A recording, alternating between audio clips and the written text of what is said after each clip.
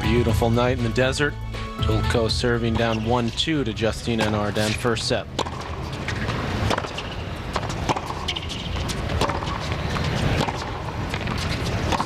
Ooh, a little late.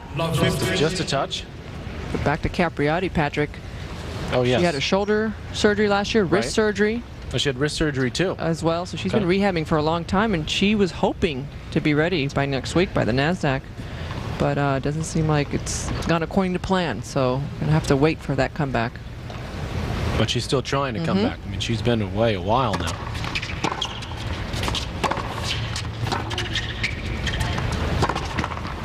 Certainly with Capriati's ability to hit that ball off the ground, she could come back and be successful. And look at Martina Hingis and what she's been able to do. And that's one of the reasons I thought Martina would struggle a little bit more, because she didn't have that one powerful shot. You know, Celis could hit hard from both sides. Capriati had the big forehand. It was so quick around the court. And she really waited until she was good and ready and fit, and she's moving well. And talking about Martina Hingis, she's got a little more spin on the ball, particularly off that forehand. She was obviously paying attention when she was away of the way the game was being played. And we're looking forward to that one tomorrow. Hingis Sharapova. That'll be at 2 o'clock Eastern, 11 o'clock on the West Coast. Triple break point here.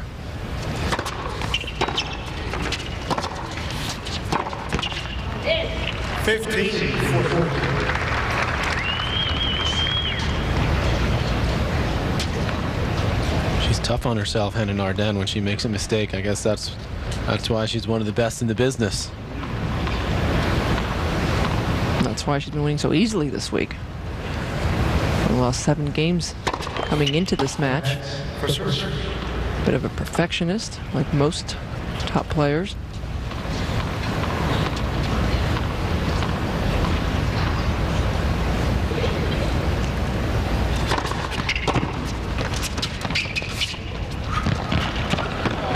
Good touch there. You know, for me, it was really tough to see Henin Arden not finish that match in the finals of the Australian Open. You see a replay, good finesse, counter drop shot there. Because she's come back so well from illness and from injury, and you know, she said the shoulder was bothering her during the Australian Open, was taking so many anti-inflammatories.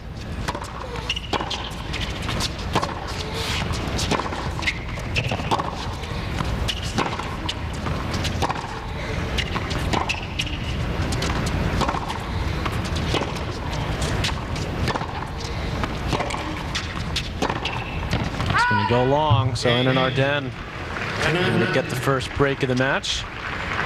She leads 3 games to 1. She said those anti-inflammatories were hurting her stomach, and she said the shoulder problem is chronic. She's something she's got to deal with, and before her service game, she usually does a few rotations with the arm. Great start to the year. There you go, Mary Jo. You're all over this. You've been watching a few of these matches, haven't you? You think? Yeah.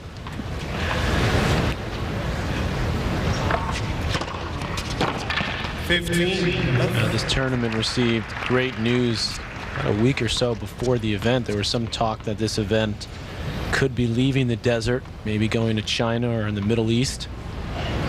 But some big names in the tennis world stepped in to help save this event. There's Charlie Passerelle and Ray Moore, the impresarios here for so many years, of such a great impact on this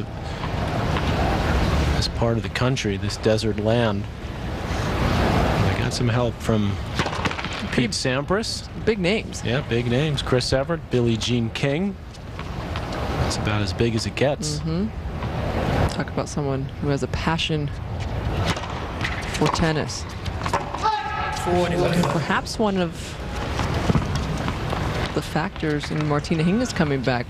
Billie Jean King and Ilana Kloss. They head up the World Team Tennis, and they convinced her to play last summer. Played on my team, Mary Jo. We won the title. I'm sure you had a little influence there. New York Sport Times. Well, you know what? In all seriousness, that was sort of a training ground for Martina, to see where she was and to see how she felt out there, and she really dominated. And that gave her the confidence that get in a little better shape and be able to play 2 out of 3 sets as opposed to the 1 quick set you play in team tennis. That was a big factor in her feeling the confidence that she could come back and do well. I remember seeing her at the US Open. She was just so excited. She's like, I've won almost every set. I think she lost one single set to Megan Shaughnessy, and right in the beginning when she was first starting out. But she was winning the double. She was winning the mixed. Fired her up. She was a one-person wrecking crew. I think Billie Jean King has more than the passion for tennis. I think for life. Incredible energy. Easy hold there for Justine. So she's doing what she's done all week long on cruise control. 4-1 first set.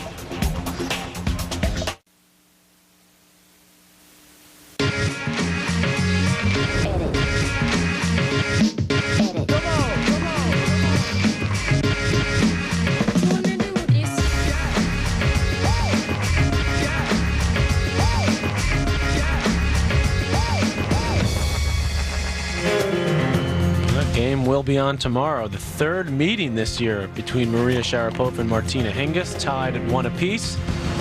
And leaving no doubt this week that Martina Hingis is back. She had the win over Lindsay Davenport, amongst others. Well, that will be at 11 a.m. Pacific time, 2 o'clock on the East Coast tomorrow.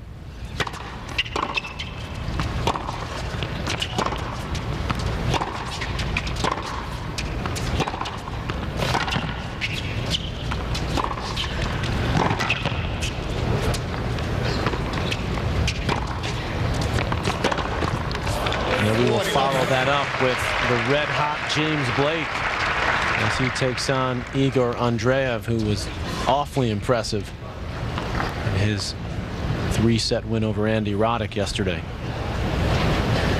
Men's quarterfinal.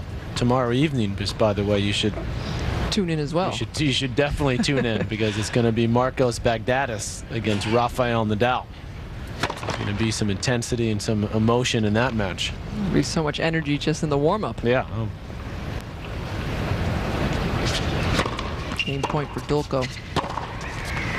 Beautiful forehand there. Knocks off the winner. Love game for the Argentine. Keep herself positive and pumped up.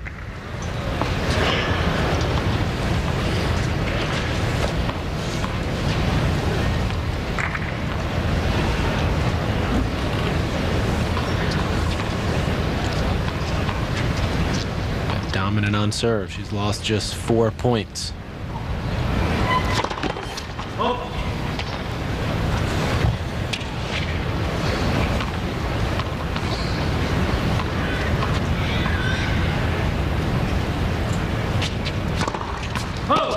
Love 15.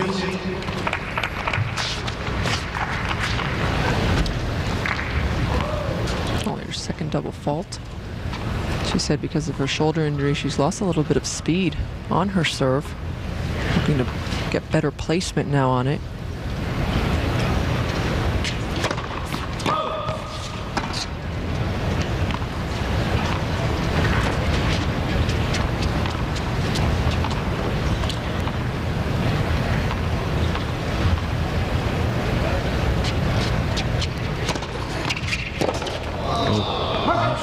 Made some big forehands, but taking some wild cuts as well. Got a big backswing. Long strokes. He really has to time it perfectly. It's also got that Western grip on the forehand, really far over to the right.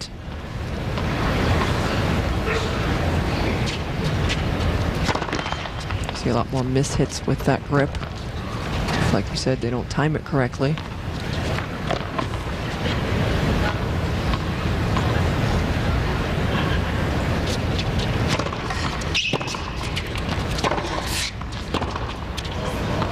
A wild forehand there.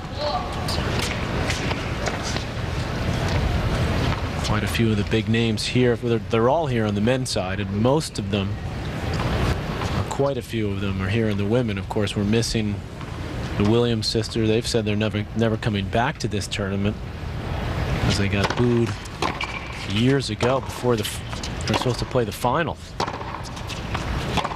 one of them pulled out.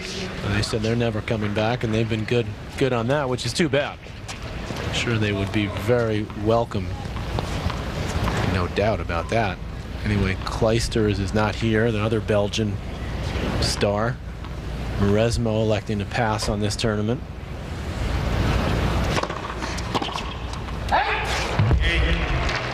Justine Henin is here for sure, and she is rolling along in this quarterfinal. 5-2 to the Belgian first set.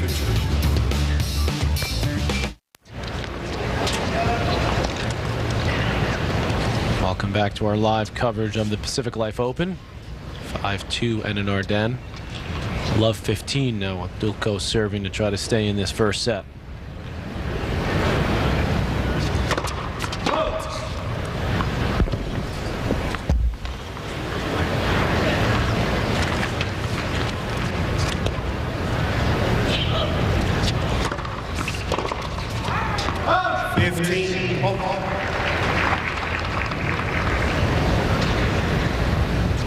Henin certainly has handled sort of adversity well. I mean, she took a lot of heat and after that Australian Open final, but she took her time off, went back, recovered, recouped.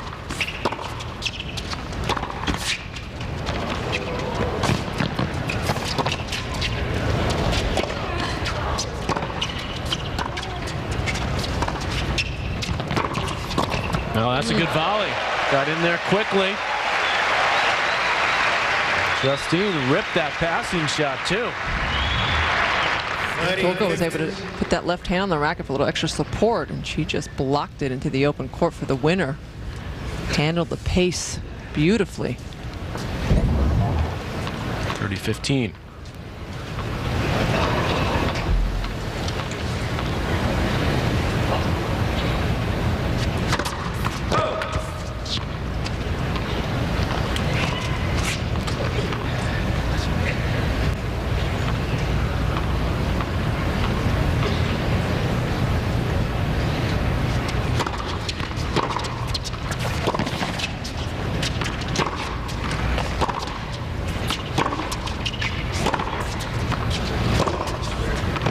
Justine took those couple weeks off, and then she went to Dubai, where she'd had success in the past. She'd won that title in 03 and 04. And she did it again this year, beating Sharapova. It's her coach Carlos Rodriguez on the right. She was down 5-3 in that first set against Maria and ran away with it 5-2.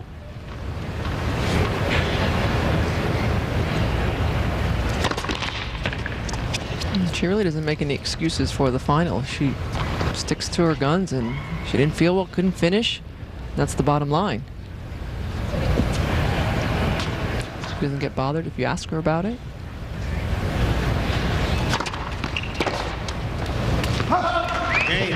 Pulls off that forehand return, so Dulko holds on. And Henin will try to serve this set out. This is the most she's been tested in the week. Only one break a serve. The difference so far.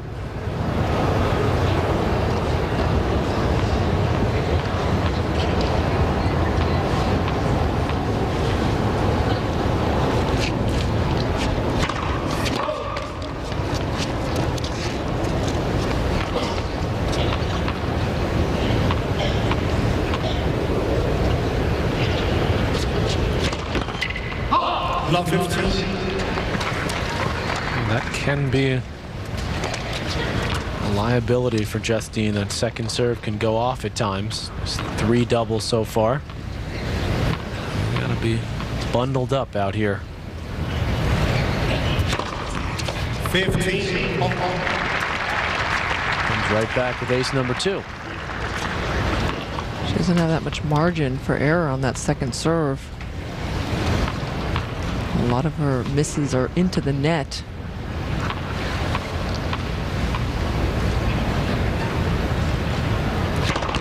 Doesn't help when you're at 5-6 either. Gotta really throw yourself up and out. You don't have a lot of margin.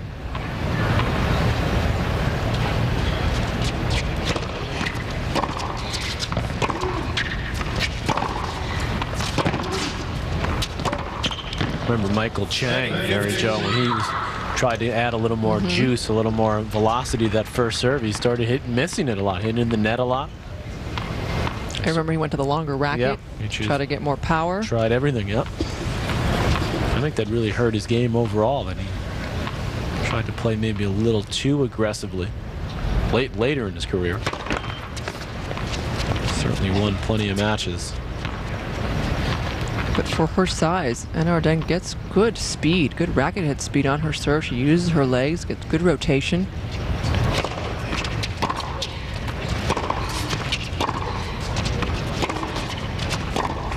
Good depth on that ground stroke from Anna Arden. A lot of topspin with the forehand.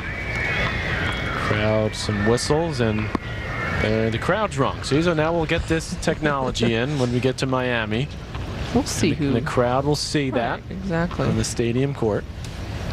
Couple set points.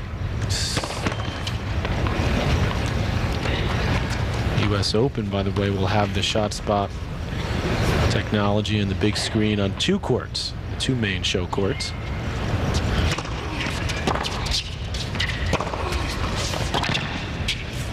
Well, that's what Coach Rodriguez wants to see, and he gets to see it. Justine closes in nicely. And a relatively routine opening set, 6-3 for Henin Arden.